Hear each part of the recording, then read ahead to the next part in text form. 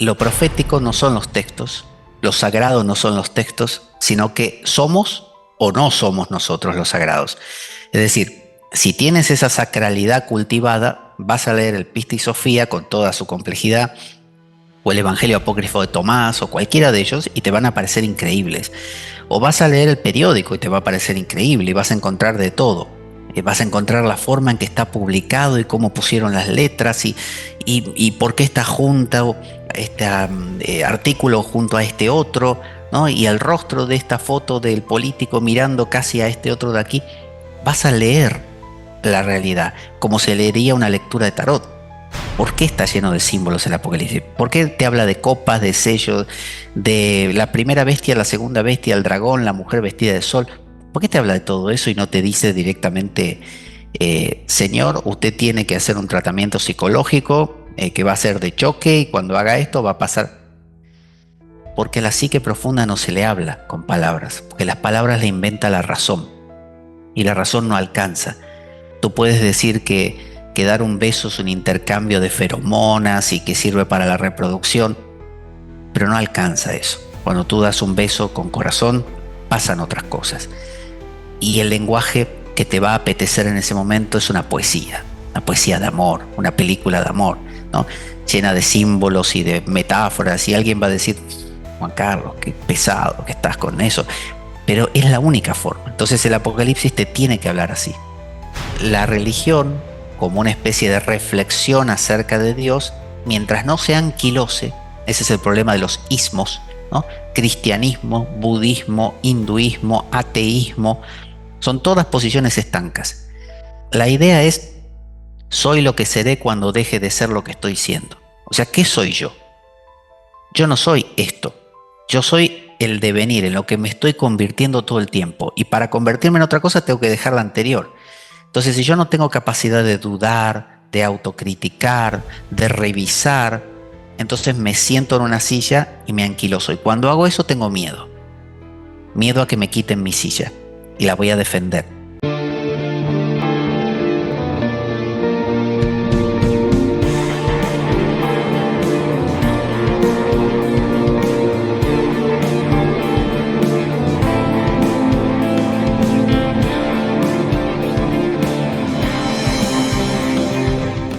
Saludos, hoy nos acompaña uno de los grandes pensadores del momento, alguien que no solo observa el mundo, sino que lo descifra desde los símbolos, arquetipos y textos antiguos.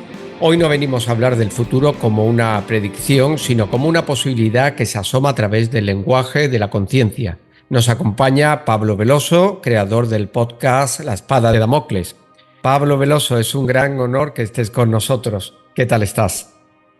Muy bien, Juan Carlos. Te agradezco muchísimo que me invites, que me hagas partícipe de este canal tan interesante que has creado. Y bueno, aquí dispuesto a lo que quieras.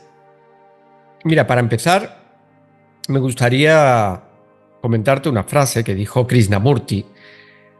No existen los libros sagrados, existen los libros impresos. ¿Dónde crees que reside lo sagrado? ¿En el texto, en quien lo lee, en quien lo escribe o en el acto mismo de interpretar? Bueno, quizá podemos apelar a Nietzsche, que decía, no existen hechos, sino solamente interpretaciones. Con lo cual, quizá podemos pensar que el ser humano es un ser que interpreta. Lo decía Kant también, que decía que había algo llamado el Ding an sich, la cosa en sí. Es decir, cuando yo veo un árbol, ¿qué árbol veo? Normalmente el mío, el que yo considero. Por ejemplo, el árbol que me hace acordar al árbol que me caí cuando era pequeño y me rompí la rodilla, o el árbol donde comí esa manzana tan rica aquella vez. Pero ¿veo yo el árbol en sí?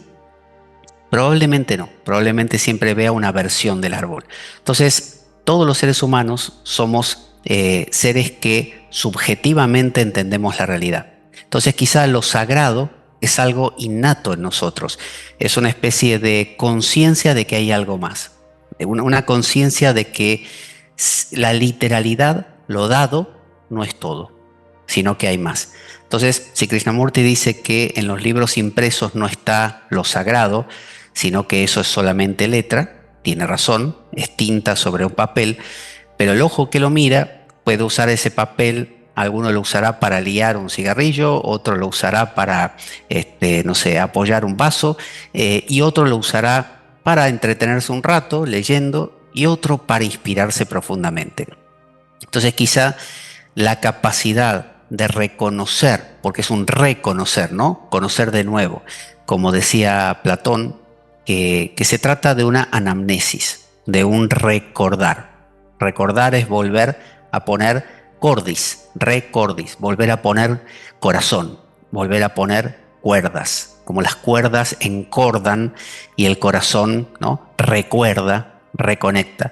Entonces, cuando yo me estoy frente al, no sé, al Bhagavad Gita, la Biblia, el Corán, puedo ver una tontería, puedo verlo desde lo sociológico también, puedo decir, bueno, este es un texto que escribieron algunas personas por cuestiones políticas, inclusive para manejar masas, como muchos piensan.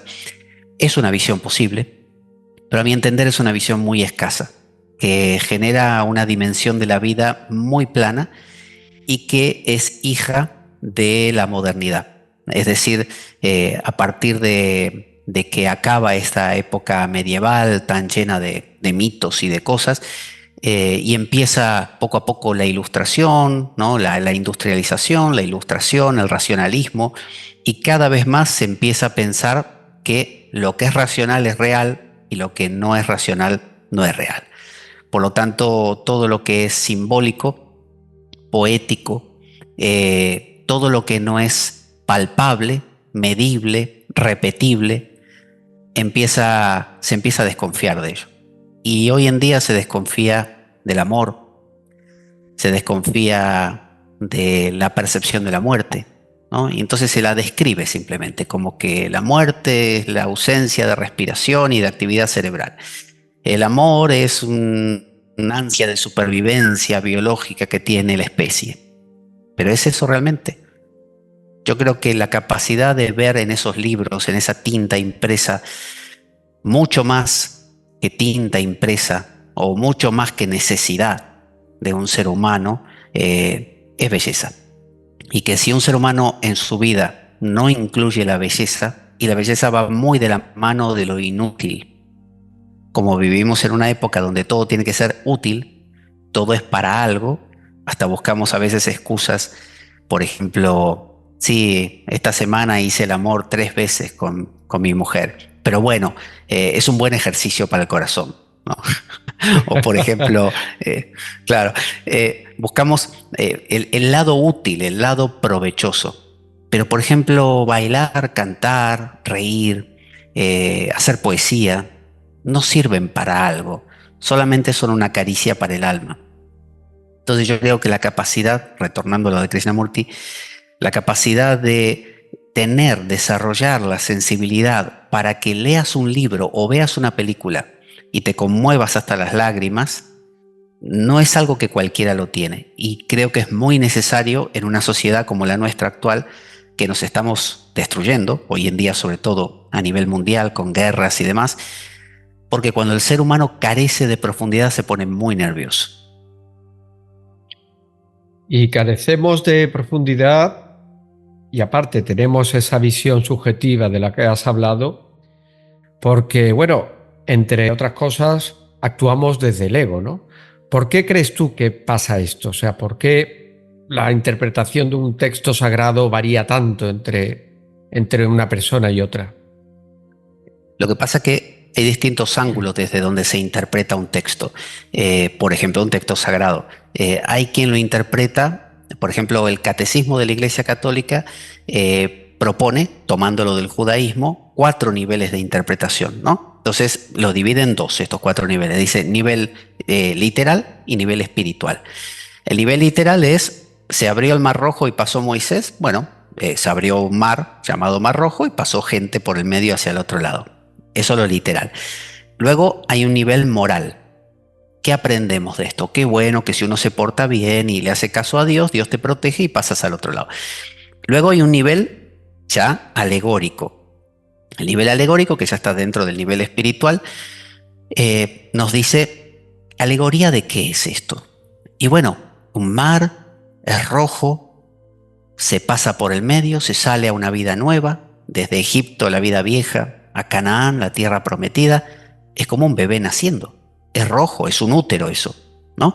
Entonces uno dice, bueno, sí, pero yo ya nací hace un montón de años. Sí, pero la alegoría se aplica a tú dejas un trabajo y vas a buscar uno nuevo, cambias de país, cambias de pareja, ¿no? Entonces esa alegoría ya vale para mucho más.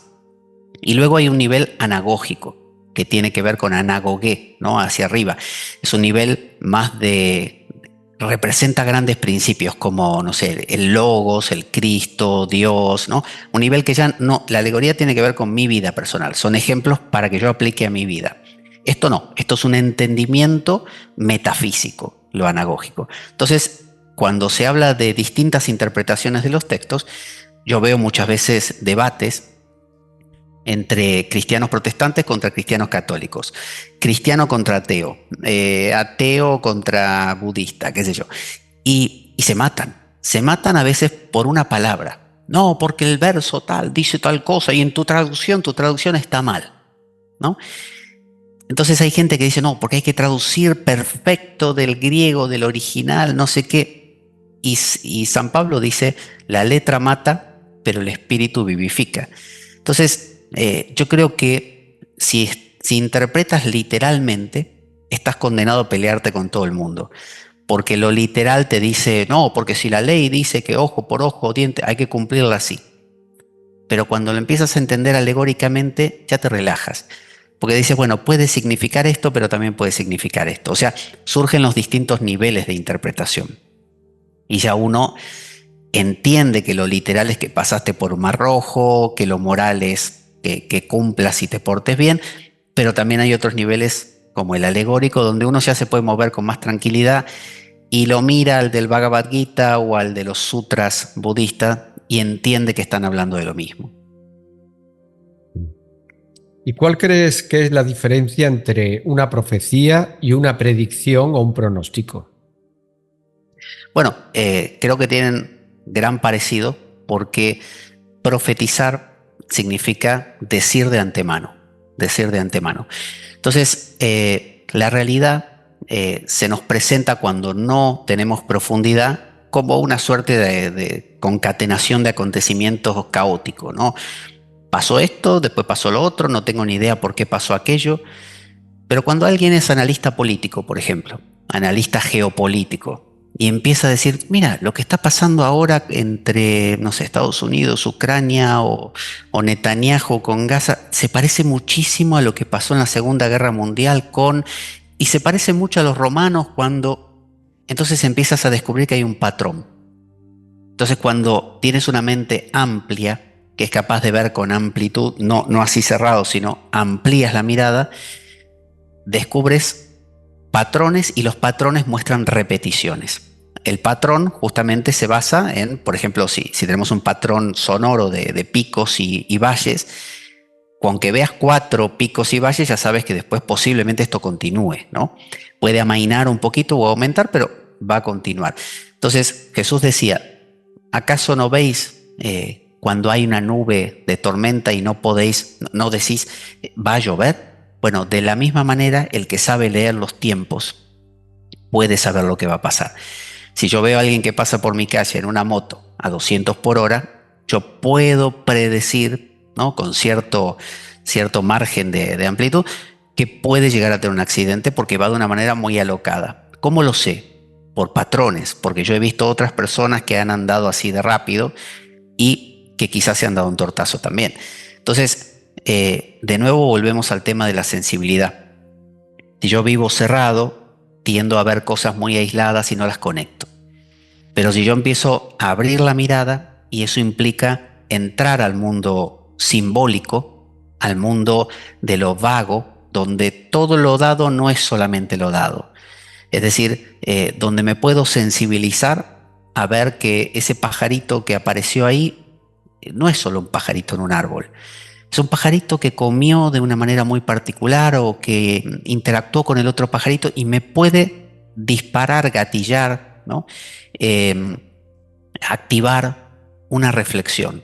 Y esa reflexión me puede hacer sacar una conclusión de qué va a pasar. Por ejemplo, hay una mujer japonesa, Ryo Tatsuki, un nombre así, que se hizo muy actual estos días, hoy justamente, porque esta mujer en 1999 tuvo una serie de sueños y ella escribió un libro que se llama El futuro que vi.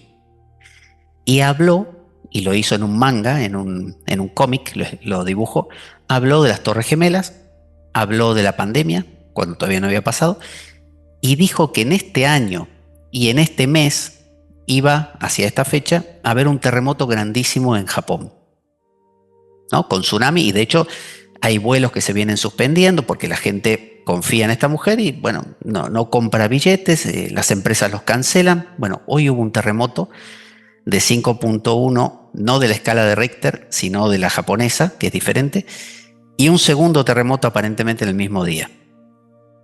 No sé si habrá tsunami, como ella decía, mega terremoto, pero es curioso que haya un terremoto, una mujer que lo predijo en 1999 con fecha de ahora, ¿no? Y de la misma manera ha habido mucha gente con la sensibilidad para poder profetizar, decir de antemano. Y eso viene de la capacidad de leer los tiempos. Y eso nos lleva a la idea de que todo tiene un desarrollo que no estamos viendo. Como si yo tomo esta camiseta y la miro de cerca y me pongo a ver que tiene unos hilos, que tiene un patrón. Hasta mientras no la mire no me doy cuenta. Pero cuando me doy cuenta que tiene un patrón, empiezo a saber hacia dónde van las cosas. Entonces, profetizar es decir de antemano algo que uno intuye que va a pasar, que puede ser pasado mañana o puede ser algo muy a largo plazo, ¿no? Como la caída de un imperio, por ejemplo. Y eso depende de la sensibilidad de esa persona. Y predecir es algo más peliagudo porque cuando se determina un hecho muy puntual, a veces se cae en errores, porque si yo tengo un pálpito, una sensación, y escribo, sí, porque el día tal, del mes tal, del año tal, lo que va a pasar es que va a morir tal persona importante llamada Juan, no sé, González, y que es de nacionalidad tal y vive. Es demasiado literal y tengo ahí un margen de error, porque quizá mi intuición, cuando me llega, se mezcla con mi vida personal y acabo tomando esa decisión de decir, me está hablando de eso. Y quizá no me estaba hablando de eso. Cuando tengo esas sensaciones, yo las traduzco a quien la recibe, al receptor. Pero a veces las radios que sintonizan las emisoras no las sintonizan del todo bien, aunque la emisión venga perfecta, y tú puedes oír ahí algo que parece como ¿cómo se llama esto cuando hablan los muertos a través de las radios? Una psicofonía, ¿no? Psicofonía, ¿no? Que te dice, "Oye", y tú dices, ay, dijo tal cosa. Y quizá no dijo tal cosa, pero tú lo percibiste así. Por lo tanto, los que son profetas o gente que se llama adivino, ¿no? El que predice, que practica la adivinación, debería, por norma, mostrar esto de una manera un poco poética, vaga. Por ejemplo, Nostradamus no te pone en el día tal, del mes tal, del año tal, va a ocurrir tal cosa, a tal hora. No, lo que te dice es cuando el oso del norte venga y se encuentre con el león del sur, chocarán y producirán. Y tú dices, ¿a qué se referirá? ¿No? Entonces, ese margen de lo poético es lo que permite que después uno pueda ver dónde se aplica. Porque eso es quizá la segunda parte de esa intuición. Uno recibe la intuición y luego, ¿a qué se aplica? Es como si una persona sintiera la intuición de que algo va a pasar en su vida, ¿no? Entonces uno dice, ¿me irá a pasar algo malo, algo bueno? Y empieza a ver lo que se llama semellons. Los semellons, como semáforos, semellon, son signos. Y normalmente estas visiones se confirman con otros signos como cuando un médico dice, bueno, le hice una analítica, pero déjeme que voy a revisar otros indicios más porque no quiero darle todavía el diagnóstico porque necesito que varias cosas coincidan y ahí yo le doy el diagnóstico. Entonces, recoger signos es lo que permite ver hacia dónde van las cosas. Entonces, así como una persona que trabajara con la bolsa de comercio, requiere varios signos, varias señales para decir, bueno, sí, compre porque va a subir. No lo puede hacer con una, a la primera. Eso sería un pálpito nada más. Pero hay que confirmarlo con otros indicios. Entonces, predecir y profetizar, las palabras significan exactamente lo mismo, decir antes, ¿no? O profetizar significa también decir de antemano. Cuando uno lee libros sagrados, como la Biblia o los textos védicos, ¿dirías que sus profecías son advertencias inevitables o mapas simbólicos del alma? Lo que se perfila en los textos religiosos, normalmente nosotros lo consideramos cronológicamente. Hay tres tipos de tiempo. El tiempo cronológico, que es el tiempo lineal, es decir, una cosa pasa detrás de la otra y nosotros pasamos del año 2025 a 2026 y así para adelante y ya no volvemos para atrás. Pero hay otro tiempo, que es el eón. El tiempo del eón, el eónico, es el tiempo eterno. Es decir, no es tiempo, está más allá del tiempo. El tiempo es una creación humana. Tú y yo vivimos en el tiempo porque creamos hitos. Tú pones marquitas en tu vida cuando fui por primera vez al colegio, cuando la primera vez que fui a la playa, la primera vez que no, cada cosa, y así vas marcando una sensación de tiempo, que si te da mañana Alzheimer o demencia senil lo pierdes. Pierdes totalmente eso. Entonces vamos poniendo señales y socialmente nos las confirmamos. Nos hablamos todos entre nosotros y nos vamos convenciendo de que esas señales nos marcan, sí, claramente, sí, porque el año pasado, ¿te acuerdas? Porque en España se hizo no sé qué, sí. Ahora, hay un tiempo sin tiempo, por así decir, todo el tiempo. Es decir, hay algo que está ocurriendo más allá de esto que nos hemos inventado llamado el tiempo. Y de vez en cuando esto irrumpe. De vez en cuando este no tiempo aparece en nosotros. Eso se llama kairos. El kairos es un insight, un ajá, ¿no?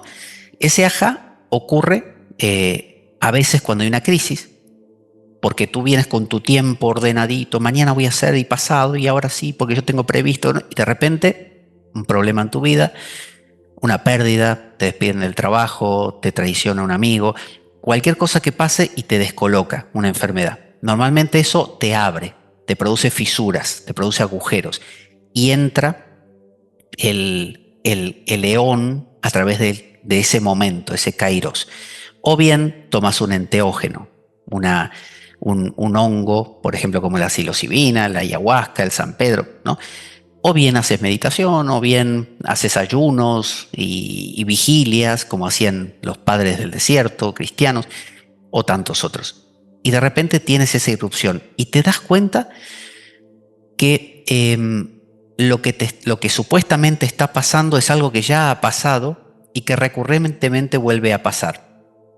Entonces, en los textos sagrados, constantemente hay kairos, hay irrupciones. Entonces un Jeremías, un Elías, un Ezequiel, un Moisés, son personas que han tenido un momento de kairos y les propone esa visión, la idea de que algo va a pasar, pero esto que va a pasar no ocurre una sola vez.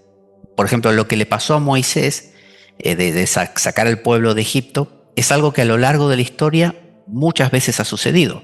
Gente que ha ayudado a liberar a pueblos o a sacar personas de problemas. Es algo que se repite. Entonces, esos arquetipos o patrones están en la Biblia, están en el Corán, están en el Bhagavad Gita o en cualquier escritura y son de forma recurrentes. Entonces, es muy importante estudiarlos porque esos textos sagrados normalmente son el producto de esos kairos y que muestran patrones que ocurren en grande, ¿no? A nivel mundial, pero también ocurren en tu vida y en mi vida muchas veces a lo largo de nuestras vidas. Entonces, esos textos sí están llenos de profecías, de descripciones del patrón que subyace a la realidad. Tú que has estudiado tantos textos sagrados, ¿notas un patrón que conecten, ¿no? Distintos textos sagrados, como por ejemplo textos como Daniel o Mahabharata o los Puranas, etcétera?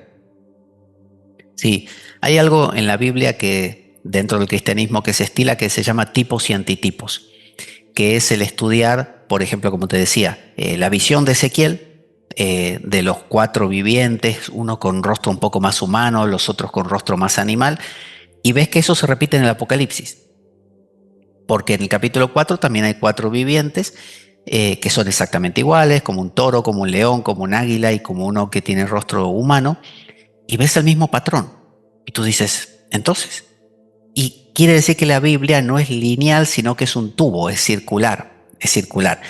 Por lo tanto, lo que muestra que es una espiral donde muchas veces pasamos por el mismo punto, pero en distintos niveles de profundidad. Entonces, el patrón básico, como lo estudió Joseph Campbell con el mito del héroe, el viaje del héroe, tiene que ver con que de alguna manera todo estaba en un equilibrio. En algún momento fuera del tiempo todo está en equilibrio. De alguna forma, que nadie sabe cómo porque eso trasciende el pensamiento humano, hay una intención de que eso se rompa, una intención de división. Y esa división es el principio de ahora me miro a mí mismo, me separo en dos para poder verme. Es lo que llamamos reflexionar. Cuando tú quieres reflexionar, lo que haces es salirte de ti y mirar al objeto de reflexión, o a ti mismo si eres tú, desde lejos. Eso es reflexionar. Bueno, ese Dios, esa totalidad, ese ser, quiere por alguna razón multiplicarse. Esa multiplicación produce interacción. Esa interacción no es caótica. Al principio sí, pero después se ordena en patrones. Y estos patrones son patrones de caída y redención. Caída y redención. De meter la pata y reparar, ¿no? Es lo que llaman los judíos cabalistas el tzimtzum, la caída, en zigzag. Luego el tikkun, que es la reparación. Y luego el teshuvá, que es el regreso a la fuente. Entonces, lo que le llaman la caída cristiana del Edén, o en el budismo, no sé, caer en la rueda del samsara y luego liberarse de la rueda del samsara. Y en el camino hay un aprender. Y ese aprender, en el fondo, es disfrutar. Entonces, la idea que subyace a todo esto es que Dios juega. De alguna manera, esa conciencia suprema tiene intención de entretenerse, de divertirse, de probar, ¿no? Para aprender. Entonces, la idea de una teopoiesis, de un Dios que crece, poiesis significa crear, teo, Dios, es un Dios que se crea a sí mismo, que aprende. Entonces, en todos los textos sagrados vemos un Dios que de alguna manera, en lugar de estar tranquilito en su mundo, lo que hace es crear cosas y encima antagónicas, y que se pelean y hay problemas. Básicamente es el guión de cualquier película. Cuando tú vas al cine, lo peor que puede pasar es que te encuentres con una película donde no pasa nada. O sea, la vida, te dice, mira, esta es la vida no sé, de Roberto. Y a Roberto le va todo bien, va a trabajar, ¿no? Vuelve, se da una ducha, come, se va a dormir. Tú dices, si acá no matan a nadie, yo me levanto y me voy. O sea, algo tiene que pasar. Y eso que tiene que pasar tiene que ser suficientemente grave como para que tú te pongas como un poco compungido y que el personaje llegue a un punto de complicación y compromiso grande que tú digas, esto está difícil, ¿no? No sé si va a poder. Nos interesa eso. Y que al final logre superar el obstáculo. Es cuando ese, no sé, Batman o Superman abajo de una montaña de roca, tú dices, aquí se acabó, ya está el personaje, y de repente ves que saca la mano así y dices, ahí regresa y se tira todas las piedras y pelea contra el malo y lo vence. Entonces el formato es, todo está en orden, se empieza a complicar, se complica muchísimo, el mal crece y el bueno decrece, parece que todo va a estar perdido y de repente el bien crece y deshace al mal y todo vuelve a un equilibrio con la promesa de que se va a volver a desequilibrar. Así que esa espiral continuamente aparece en cualquier escritura. ¿Y en qué punto crees que estamos ahora mismo?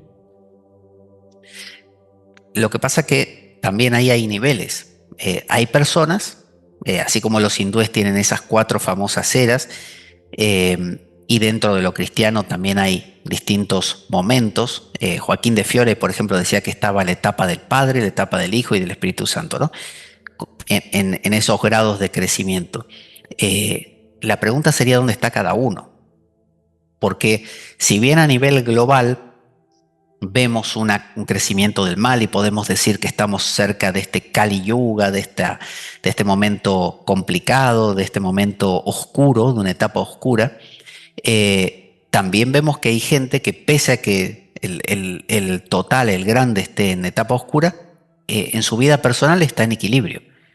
Entonces, ¿dónde vives? En el fondo es, ¿en un paraíso? ¿En un infierno? Entonces, más que dónde estamos, como si fuéramos pasivos receptores de unas circunstancias, como dice ese dicho que decía Jean-Paul Sartre, soy lo que hago o lo que hice con lo que hicieron de mí. O sea, yo no puedo controlar lo que ocurre, pero sí puedo controlar cómo reacciono a lo que ocurre. Yo no puedo controlar si estoy ahora en un momento del mundo donde hay guerras por todos lados y muchas ganas. Actualmente vemos que hay muchas ganas de que todo se vaya al garete, ¿no? Cuando Jung una vez iba en un tren y tuvo unas visiones, miró por la ventana y veía los campos llenos de sangre y entendió que se venía la Segunda Guerra Mundial. Y así sucedió, fue un desastre. Él lo pudo sentir. Eso es una forma de profecía, ¿no? Que la profecía, como decíamos, es algo que se ve en todo. Tú puedes ver a tu perrito nervioso y sabes que puede estar por llover, por ejemplo. El perro con su cuerpo, con su accionar, profetiza. Tu cuerpo profetiza. Te puede anunciar, si lo sabes ver, que te estás por pillar una gripe, por ejemplo, ¿no? O que estás en proceso. Es decir, todo profetiza. Entonces, hoy en día basta tener un poco de sensibilidad para ver que todos tienen ganas de que esto se desmadre. O sea, estamos como en un barco donde todos hacen agujeros por todos lados. Y tú dices, ¿podrías no hacer eso y iríamos bien? No, van y hacen más y más y más. Eso ocurre porque no hay un contacto verdadero y profundo con la sombra, con esas partes profundas del ser humano. Entonces, sería algo similar a esto. Mira, yo estoy enfadado, ¿no? Porque me pasan cosas y me ponen nervioso. Pero como no soy capaz de cuestionármelas, de reflexionar, no tengo autocrítica, no me siento a ver por qué me está pasando esto, me cruzo contigo y digo, es Juan Carlos el que me molesta. Y voy ahí y te hago bullying y te causo toda clase de problemas. Estoy generando una situación vicaria, ¿no? Como Jesucristo es la víctima vicaria, el sustituto, ¿no? Que se dice murió por nosotros. Bueno, si yo torturo a alguien, le hago bullying, por ejemplo, es una manera de no ver mis propias falencias, porque las estoy viendo en el otro.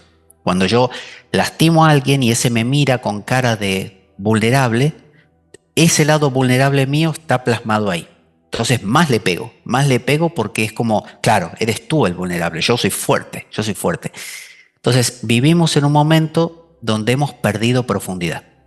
Hemos pasado de un mundo que, quieras o no, mundo medieval, con todas las falencias que podría tener, vivía viendo ángeles, el demonio en todas partes, lo sagrado por todos lados, vitró, ¿no? Los vitrales que te hablaban, las escrituras que ellos escuchaban en latín, porque no las podían leer, pero las escuchaban, y veían una especie de presencia de lo divino y lo demoníaco interactuando en el mundo. Hoy se perdió eso.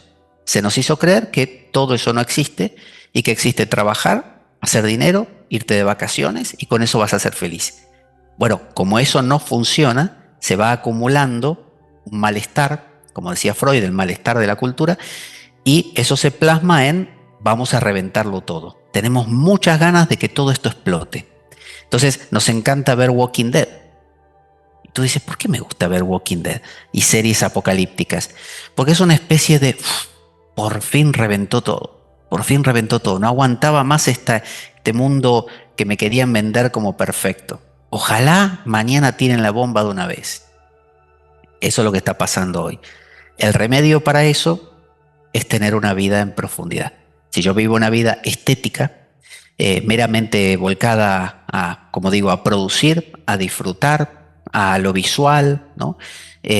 A todo lo que vemos ahí, Hollywood y todo esto, eso genera como coletazo detrás de todos los McDonald's y ¿cómo se llama esto? El del café. El Starbucks, ¿no? Starbucks. Bueno, que no están mal en sí, pero quiero decir, el culto a lo que agrada y rápido, a la comida rápida, a la comida, como le dice, junk food, la comida basura, a consumir contenido basura en la televisión, hablar de cosas superficiales constantemente con los demás, todo eso inhibe esa profundización. Y lo que no es mirado se convierte en destino. Te aparece por fuerza. Entonces, ¿no lo quieres ver? No, no, a mí no me interesan esas cosas. Bueno, va a aparecer. Muy interesante lo que comentas. Eh, Oye, ¿y qué te parece a ti? Porque existen una gran variedad de textos apócrifos con visiones proféticas, como el libro de Enoc, el Evangelio apócrifo de Juan o la Pistis Sofía, ¿no? Por poner algunos ejemplos. ¿Qué opinión tienes sobre ellos, sobre estas visiones proféticas, ¿no? Volvemos al inicio. Lo profético no son los textos, lo sagrado no son los textos, sino que somos o no somos nosotros los sagrados. Es decir, si tienes esa sacralidad cultivada, vas a leer el Pistis Sofía con toda su complejidad, o el Evangelio apócrifo de Tomás, o cualquiera de ellos, y te van a parecer increíbles. O vas a leer el periódico y te va a parecer increíble y vas a encontrar de todo. Vas a encontrar la forma en que está publicado y cómo pusieron las letras y por qué esta junta o artículo junto a este otro, ¿no? Y el rostro de esta foto del político mirando casi a este otro de aquí. Vas a leer la realidad como se leería una lectura de tarot. Hay gente que lee las cartas del tarot aprendiéndose de memoria los significados. Entonces le sale la carta del carro y dice te vas de viaje. Le sale la emperatriz y dice vas a tener un hijo. Y cosas así. En cambio, quien sabe ver como si estuviera así, con ojos entornados, el dios Shiva de la India tiene los ojos entornados. Porque cuando tú entornas los ojos, lo que pasa es que se ve todo borroso. Y lo que es ya no es tanto eso, sino que se parece a otra cosa y se mezcla cuando miras así. Entonces, la mirada borrosa la hemos perdido. Entonces, cuando uno la recupera, uno empieza a ver cualquier libro. De hecho, lo que se llama bibliomancia, que es el abrir un libro para ver qué te dice como si fuera casi un oráculo, lo hacían los romanos con Virgilio, por ejemplo, ¿no? Y lo hacían los griegos con libros como de Homero, ¿no? De la Ilíada, la Odisea. Y en el cristianismo la Biblia es un clásico. San Francisco de Asís, cuando tuvo que tomar una decisión profunda de cómo vivir esta vida nueva, pidió que le abrieran la Biblia, los evangelios en este caso, 3 veces. Y eso él lo tomó como un indicio de que por ahí iba. Entonces, no es el texto, no es que si es apócrifo o canónico. Eso son cosas de la institución, son cosas literales, ¿no? Pero si vamos a lo alegórico, cualquier cosa sirve. Por eso se puede leer en un pozo de café, como se puede leer en tu plato de comida, o como se puede leer en la escritura que tienes en la camiseta ahora mismo, o cómo te pusiste los cascos. Lo puedes ver en todo. Es esa mirada cairótica, algunos le llaman la cairomancia, es aprender a pillar kairos, a que cualquier cosa te hable. Entonces, imagínate qué bonito vivir en un mundo que te habla. San Francisco decía, loado seas mi Señor por tus criaturas, la casta agua, que no sé qué, y el hermano sol, y uno dice, pobre, estaba como loco, ¿no? De hecho le llamaban el loco de Asís. Y nosotros nos consideramos cuerdos, porque cuando vemos el sol, decimos es una estrella, es nuestra estrella. Cuando vemos la luna, claro, es el satélite de la Tierra que da vueltas ahí. Es tristísimo verlo así. Entonces, todos los textos tienen algo para decir si lo sabes ver. Un símbolo no explica, evoca, ¿no? Un arquetipo no instruye, habita, ¿no? ¿Qué crees que intenta realmente transmitir un símbolo o un arquetipo cuando se presenta en una visión profética? ¿Es un mensaje, un espejo o un detonante del alma?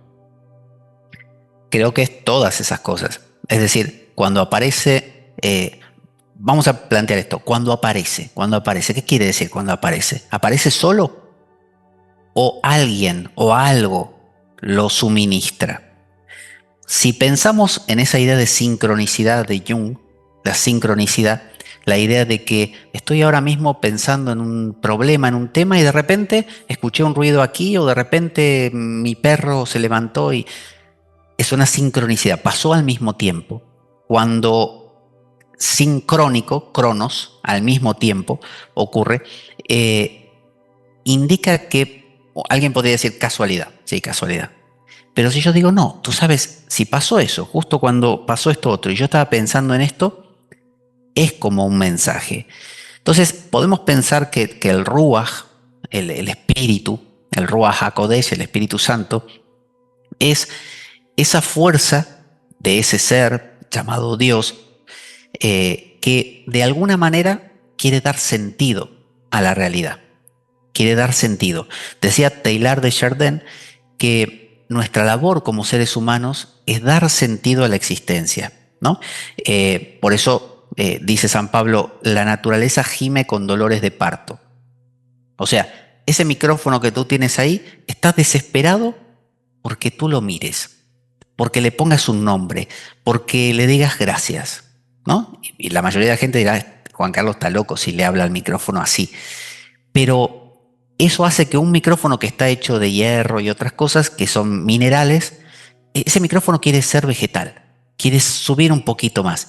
Y cuando sea vegetal va a querer ser animal, y cuando sea animal va a querer ser mamífero, y cuando sea mamífero va a querer ser hombre, y cuando sea hombre va a querer ser ángel, y cuando sea ángel va a querer ser Cristo. Entonces, todo va desde el alfa hacia el omega, todo está buscando eso. Entonces, podemos pensar que esa fuerza, que Spinoza le llamaba el conatus, esa fuerza de vida que nos impulsa, proviene de algún sitio. Y tiene, como decían los antiguos estoicos, que le llamaban el logos espermaticos, ¿no? Simiente, semilla, una palabra, un ordenador de conciencia, un organizador, que tiene como si fuera el mapa, pero no el mapa de lo que va a hacer. Por eso no se puede predecir, porque no se sabe exactamente cómo va a ser. Yo puedo saber que alguien que pasa 200 por hora por mi calle tiene mucha posibilidad de darse un tortazo, pero también esa aceleración que tiene esa persona puede quitar el pie del acelerador y de repente, no sé, entrar en su casa y empezar a mandar mensajes de texto aceleradamente. O sea, puede vivir esa aceleración de distintas maneras. Yo no lo sé, no sé de qué manera lo va a vivir. Va a depender de su nivel de conciencia, de lo que le pase, de con quién se cruce.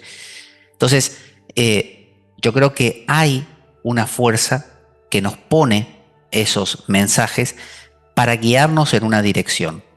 La dirección que esa conciencia quiere, ¿no? Es una dirección de caída y regreso a la fuente. Ese movimiento es un movimiento deseado, que si lo traicionamos y decimos, no, a mí no me fastidie, yo déjame en paz, yo bebiendo mi cerveza y mirando el fútbol.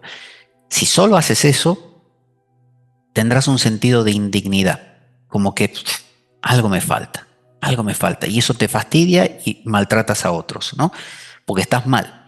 Entonces, creo que sí, que esos mensajes son volitivos, son voluntarios, vienen de un lugar con una conciencia muy clara, no nos aparecen esos símbolos. Y son símbolos porque nosotros los humanos utilizamos la razón y pensamos que una mesa es una mesa y una silla es una silla. Pero eso es un invento nuestro. Una silla no es una silla. Así como en inglés será chair y en otro idioma será otra cosa, pero son todos nombres que le hemos puesto. Son nomos, son nombres. Y decía Ludwig Wittgenstein, un filósofo austríaco, él decía, el límite de mi mundo es el límite de mi lenguaje. O sea, tú y yo, más que sillas, personas, Dios, Espíritu Santo, no podemos ir más allá, pues nos inventamos todos esos nombres para catalogar y cartografiar la realidad. Entonces, cuando esa realidad, ese Din an sich que no conocemos, se expresa, ¿cómo se va a expresar con nuestros nombres? Se expresa en símbolos, porque el símbolo es así como la parábola. Si tú me preguntas, no sé, o le preguntas a Jesús, ¿no? ¿Cómo es Dios? Y él te va a decir, había un hombre que iba por un camino y le pasó que se encontró con otro. Y tú dices, pero te pregunté qué era Dios. Sí, te lo estoy diciendo. Pero yo quiero que me lo digas de manera directa, literal, así. Definición de la RAE. La definición de la RAE no sirve.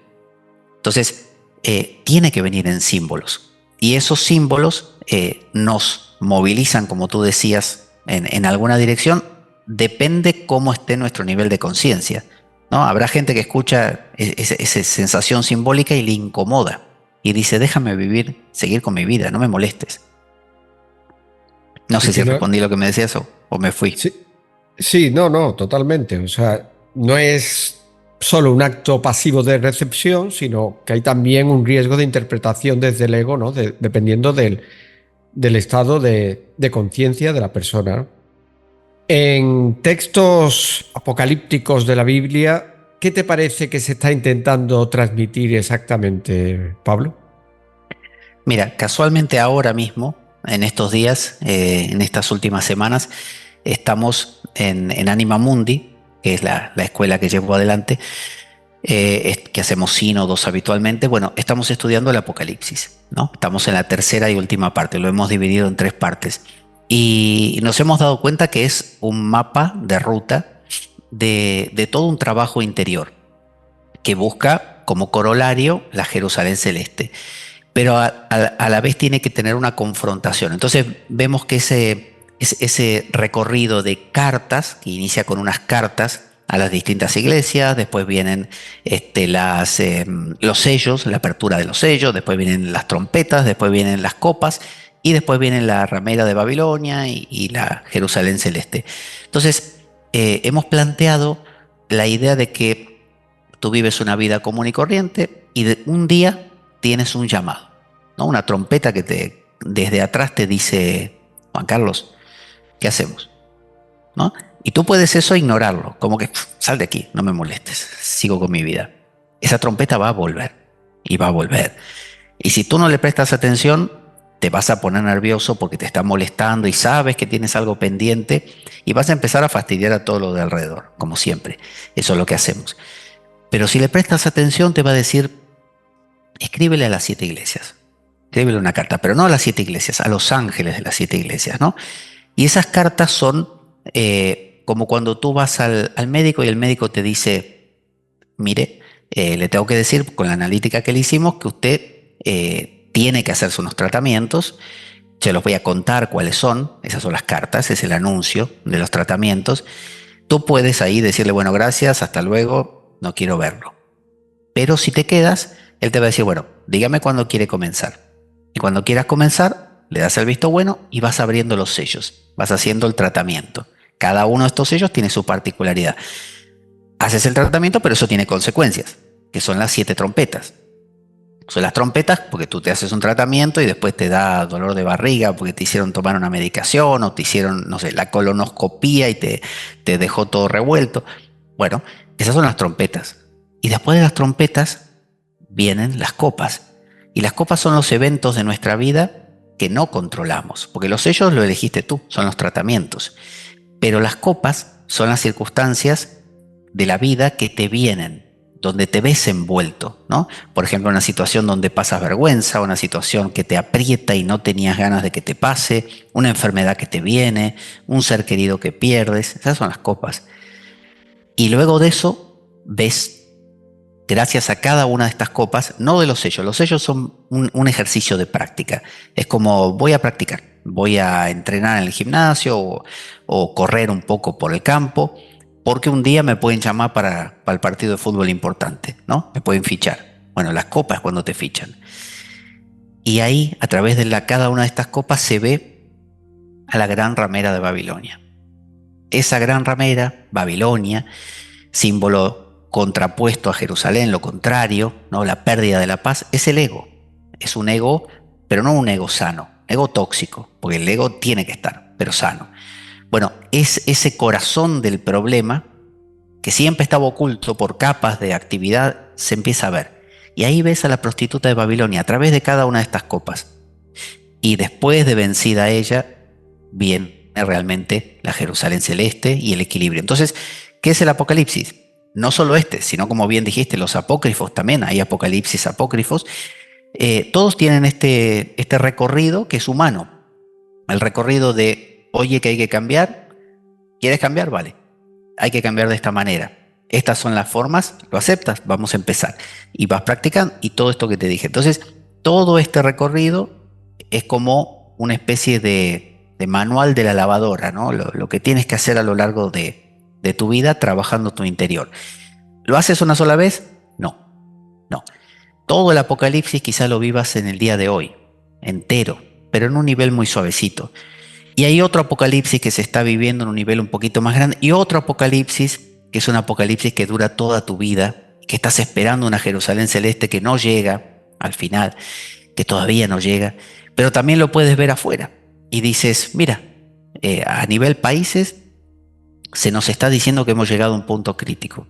Y debería esta gente escuchar las cartas y darse cuenta que hay que cambiar, porque las cartas el ángel te suele decir, ¿en qué te estás equivocando? De eso tratan las cartas.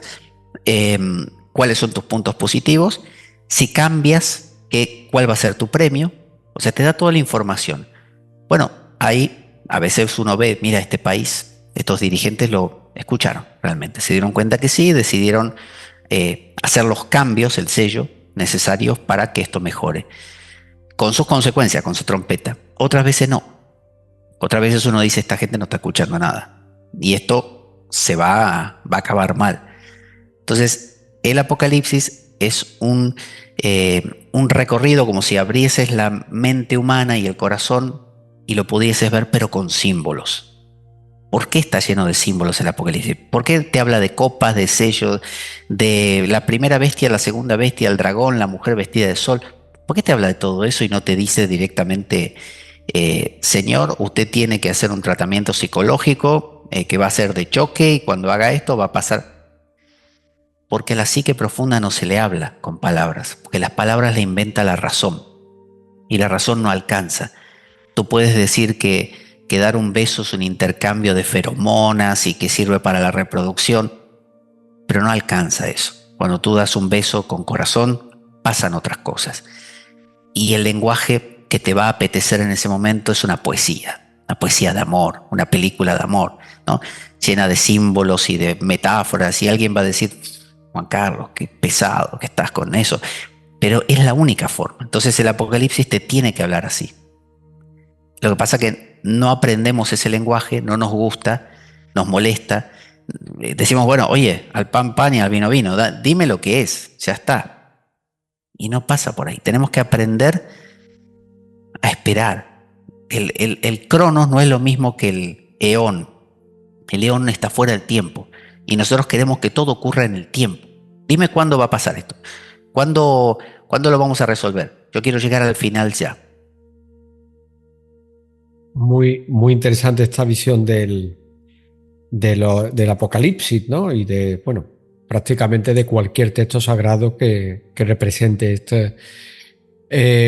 Porque al fin y al cabo, bueno, lo más importante en la vida, para lo que hemos venido, considero yo al menos, que es el trabajo interior, ¿no? El descubrimiento y el ir sacando esa sombra. Para los que piensan que las religiones son todas creadas para manipular y demás, ¿qué dirías acerca de esto? Bueno, hay un detractor del cristianismo, que ahora no recuerdo el nombre, alemán, que decía, toda teología es antropología, ¿no? Toda teología es antropología, es decir, toda religión, todo pensamiento acerca de Dios es humano.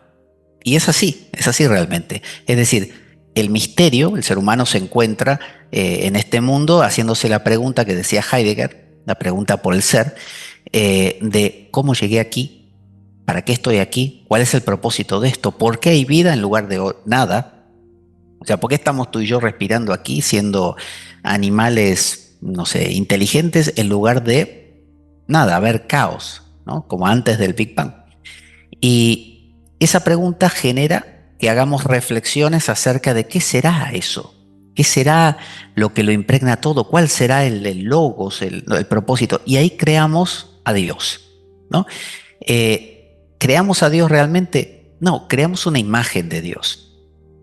Es como en la Capilla Sixtina cuando está el dedo de Adán tocando al dedo de Dios. Bueno, esa puntita del dedo de Adán es el máximo esfuerzo que yo puedo hacer para tratar de entender de qué va la vida. Y lo hago con mis términos humanos. Entonces, ¿en qué pienso? Y bueno, pienso en que yo soy un ser humano y como yo soy más grande que una hormiga, habrá algo más grande que yo también, que lo abarca todo, pero no puede ser un señor con barba porque es ridículo, entonces tendrá que ser una especie de conciencia, pero esa conciencia será amable, yo la podré amar, me amará a mí, no me amará. Y ahí surge la teología, que es una reflexión acerca de lo que es esa divinidad, ¿no? ¿Y tendrá hijos? No, ¿o no tendrá hijos? ¿Será una trinidad o será una unidad? ¿Qué será? ¿Habrá dioses o habrá un solo Dios? Entonces ahí empiezan a aparecer lo que llamamos religiones, que es un intento de religar. Decía tanto Ortega y Gasset como cualquiera de estos pensadores existencialistas que somos arrojados al mundo. Ortega y Gasset decía que el ser humano cuando llega al mundo, a diferencia de un perrito, por ejemplo, tu perrito a los 6 meses de vida ya es todo el perrito que va a hacer toda su vida. Puede aprender cosas nuevas, pero en general todo lo que tenga que hacer ya lo tiene incluido. Le viene de fábrica. Nosotros no. Nosotros, a diferencia de los animales, no tenemos eso llamado instinto tan marcado. Por ejemplo, un patito le vuela por encima una sombra y se asusta, pues está programado para que pueda ser un águila que lo quiere comer, por ejemplo. Nosotros no. Tú coges cualquier bebé y es lo más torpe que hay. Un bebé lo puede matar cualquier cosa, ¿no? No tenemos eso, porque nosotros lo fabricamos a lo largo del tiempo. Es la cultura lo que nosotros vamos mamando. Y esa cultura es una ventaja, porque el patito va a ser igual que su papá patito y que su abuelo patito, y va a ser igual que su hijo patito y su nieto patito. Todos van a ser exactamente el mismo pato. Nosotros no. Podemos cambiar porque la cultura es algo que nos impregna y nos conecta, está como fuera de nosotros. Entonces, con todo eso nosotros pensamos a Dios, ¿no? Con el nombre que cada uno le ponga, aquello. Y ahí se crean religiones. Y entonces se crean ritos. ¿Por qué rito? Porque el rito es algo que se repite, ¿no? Un rito tiene que ver quizá con la palabra ritmo. Es algo que hay que repetirlo. ¿Por qué vas a misa cada domingo y no una sola vez en tu vida? ¿Por qué, no sé, lees la Biblia o el Corán o haces el Shalat musulmán todos los días 5 veces? ¿Por qué no lo haces una sola vez en tu vida? Porque la repetición hace que las cosas calen. Entonces generamos ritos, porque al repetirlos es como que vamos entendiendo cosas y nos van cuajando. Ahora, las sociedades también, como el ser humano tiene esa luz y sombra, todos la tenemos, tiene ese lado y mira, si con esto yo me puedo apoderar de las cosas del otro y podría ponerle un pie encima y me siento más importante porque yo soy un ser para la muerte. Soy un tipo que sé que me voy a morir. Lo vi a mi abuelo morirse, lo vi a mi padre morirse, me voy a morir yo. Es horrible saber que me voy a morir y no quiero pensar en eso. Entonces la única forma de posponer la muerte es adquirir poder. Entonces es normal que así como las religiones son utilizadas como herramientas de manipulación, la política también, los discursos, ¿no? Cualquier cosa es utilizada como elemento de manipulación. Entonces, que un cuchillo sea utilizado por una persona para acuchillar gente, no quiere decir que el cuchillo sea malo en sí, es el uso que le está dando. Que yo pueda cantar una canción antes de asesinar a alguien con una ametralladora, no quiere decir que la canción sea mala, sí, quiere decir que yo la estoy usando con ese fin. Entonces, la religión, como una especie de reflexión acerca de Dios, mientras no se anquilose, ese es el problema de los ismos, ¿no? Cristianismo, budismo, hinduismo, ateísmo, son todas posiciones estancas. La idea es, soy lo que seré cuando deje de ser lo que estoy siendo. O sea, ¿qué soy yo? Yo no soy esto. Yo soy el devenir, en lo que me estoy convirtiendo todo el tiempo. Y para convertirme en otra cosa tengo que dejar la anterior. Entonces, si yo no tengo capacidad de dudar, de autocriticar, de revisar, entonces me siento en una silla y me anquiloso. Y cuando hago eso tengo miedo. Miedo a que me quiten mi silla. Y la voy a defender. Y ahí se dan todas estas toxicidades. Entonces, no creo que las religiones en sí sean cosas malas. ni que estén hechas, como dice mucha gente, no, eso te lo hacen para manipularte. Mucha gente te manipula con instituciones, pero también con las políticas y con cualquier otra que se arme. Las familias a veces son lugares tóxicos de manipulación, pero hay familias maravillosas porque tienen otro aire. Entonces quizá la idea es, yo autodenomino a todos los que participamos de Anima Mundi como viandantes, ¿no? Los caminantes, los andadores de la vía, los viandantes. Personas que caminan. Si lo ves a Jesús, por ejemplo, o al Buda mismo, no eran gente que se quedaba en algo o en un lugar, caminaban, todo el tiempo se movían y su pregón era un pregón de cambiar, averiguar, descubrir, pero no cabeza nada más. No es que soy un ratón de biblioteca y estoy ahí revisando todos los textos a ver qué encuentro. No, con corazón.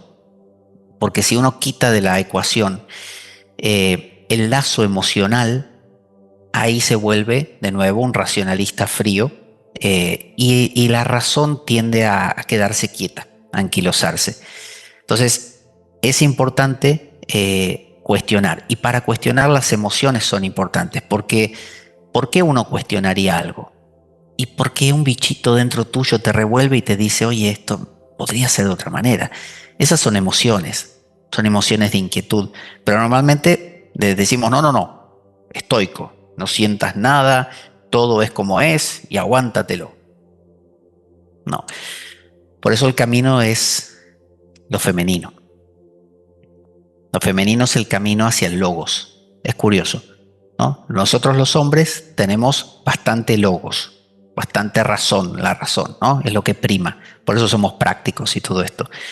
Pero no tenemos contacto con la emoción. Y la emoción la encarnan en general las mujeres. Y por eso nos parecen caóticas y nos dan miedo.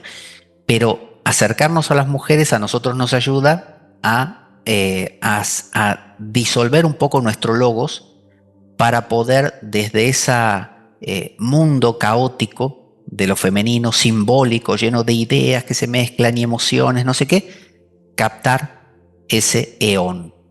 La mujer solamente puede captar ese eón, porque justamente así como María la Virgen es por donde entra Dios. Dios entra por una mujer, y por una mujer de lo más tonta.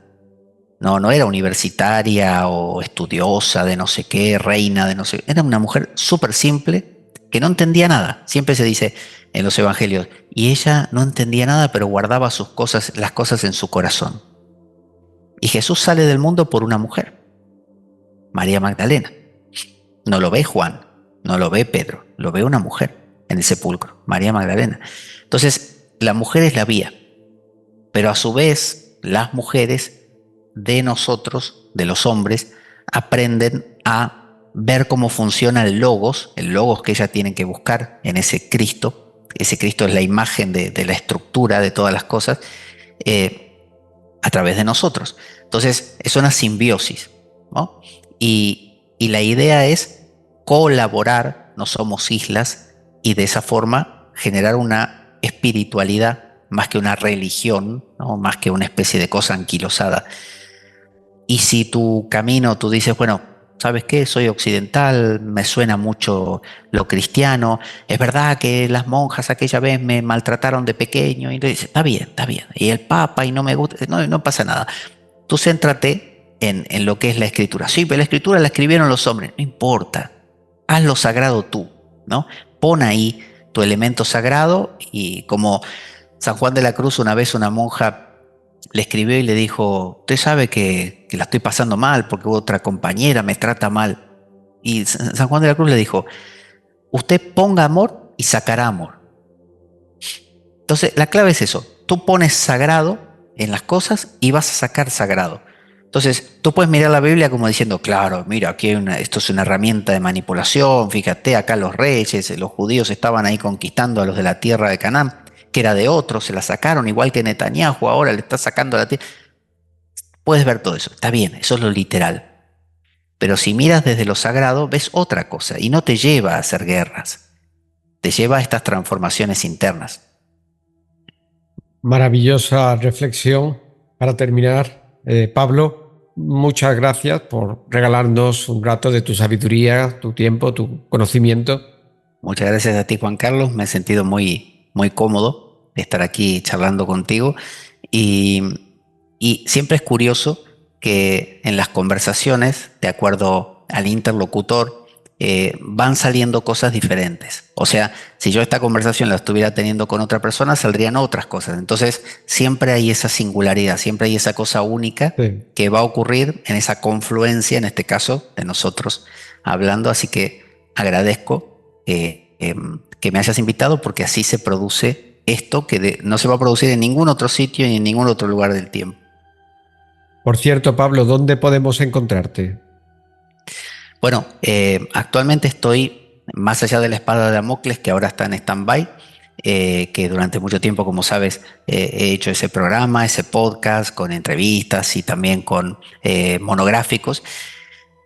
Ahora estoy haciendo los sínodos dentro de la escuela Anima Mundi digamos que he puesto en marcha hace ya un par de años y hacemos estos encuentros mensuales. Para comunicarse conmigo, el correo es muy simple, es animamundi, así como suena, todo pegado, animamundi.pabloveloso, luego @gmail.com, animamundi.pabloveloso. Y bueno, los temas que tratamos tienen que ver con el cristianismo. Y lo que buscamos en estos sínodos, más allá del nombre que tengan cada vez, ahora es el Apocalipsis, pero hemos hablado de, no sé, del camino preternatural, del camino del guerrero espiritual, pero siempre lo que hacemos es procurar vivir una vida en contacto con Dios, incluyendo a Dios en nuestra vida diaria, aprendiendo a orar todo el tiempo, trabajando mucho con la escritura, con la Biblia, con la palabra, ¿no? Porque por más que haya muchos textos que nos hablan de eso profundo, está en todas partes, a veces como desperdigarse es complicado, conviene a veces centrarse y bueno, para quien el cristianismo sea una manera de centrarse, bueno, aquí en Anima Mundi quizá encuentre un lugar. Muchísimas gracias de nuevo. Dejaremos los datos de Pablo en la descripción del vídeo. Os recomiendo que lo sigáis porque, bueno, encierra una sabiduría que es oro puro. Muchas gracias por acompañarnos y hasta el próximo programa. Chao. Muchas gracias.